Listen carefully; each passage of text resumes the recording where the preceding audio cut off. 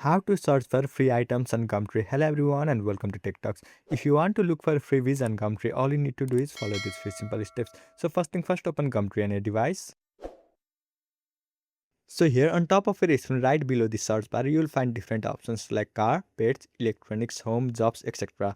So if you slide these sections towards left hand side, you will find more options. So once you slide it, you will see this option freebies. So tap on it. And here you will find all the items that people are giving away for free. Now, for more specific result, what you need to do is here on top of each one you will see the location option. So simply tap on it, and then you can either use your current location or simply search for the location where you want the free items. Also here on top right hand side of each one you will see this downwards arrow. So simply tap on it. And here you can filter results with following settings like most recent, nearest to me, cheapest, most expensive, and whatever else. Now simply look for the product that you want to get, and once you find the product, simply tap on it.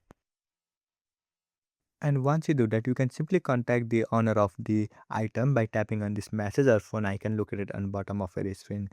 So simply have a chat with them, share the information, and get the item for free. So this is how you can get freebies on Gumtree. I hope you found this video helpful. Thank you for watching. Follow us for more helpful tutorials. Subscribe.